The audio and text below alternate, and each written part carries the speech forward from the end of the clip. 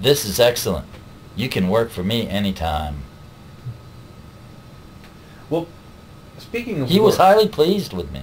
speaking of work, we hear a lot about, and maybe this pertains more to Sea Org members, but low wages, room and board, but really bad room and really bad board.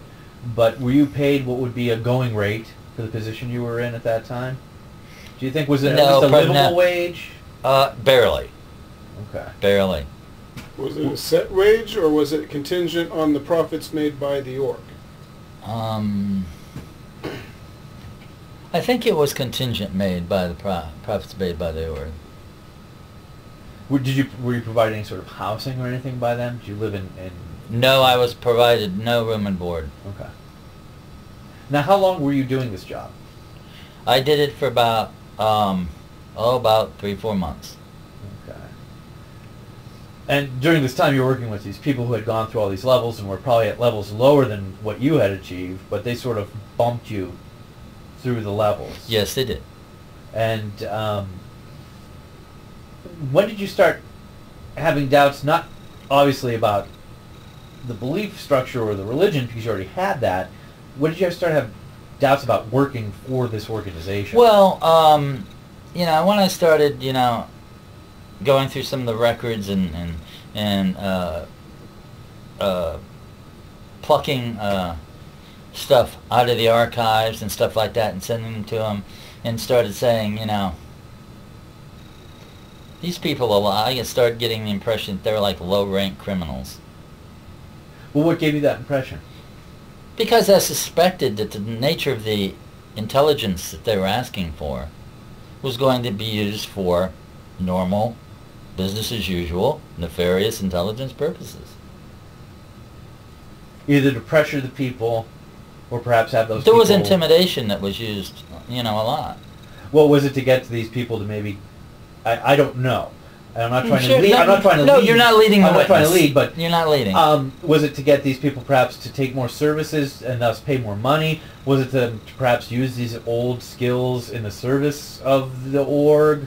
I mean, what did you see them C. intimidating these people to do? C. Option C. Which is? All of the above. Oh.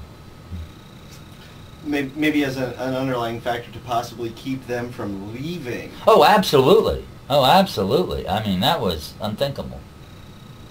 Do you remember any specific instances where somebody tried to leave? See, a lot of that stuff, I was not clued into.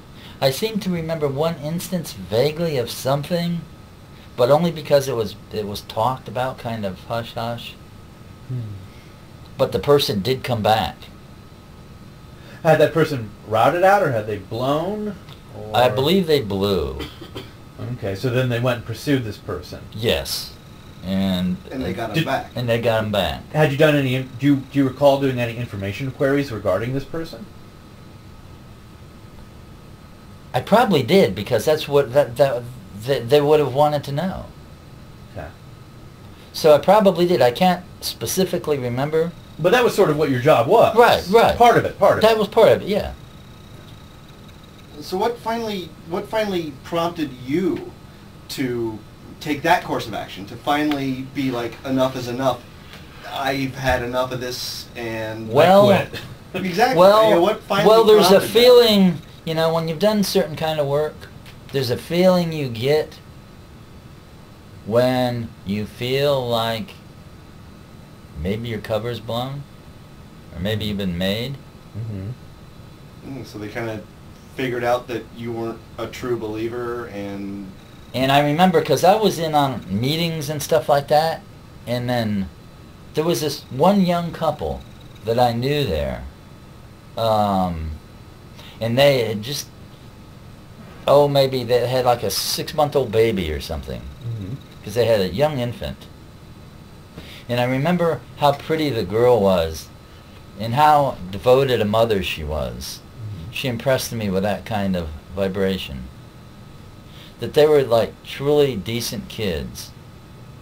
And they had, because a while back I heard them talking, and she was so excited because they had just gotten their first house. And I thought, nah, these people are really wholesome. And then one day, John called a meeting, and everybody went upstairs to the penthouse, you might say. And I was told that I was to man the front desk. And I was, and I felt like, I wonder if I've been made here. Sort of rang warning bells. Yeah. Kind of like, ooh, they're on to me. Or perchance. And then, while I was sitting at the front desk, this young couple came in. And they were talking about how excited they were. And this time, they weren't talking about their baby or their new home, or that they just purchased a new home or something. Actually, it was quite the reverse. They were talking about how they had just mortgaged their home so they could pay for more classes.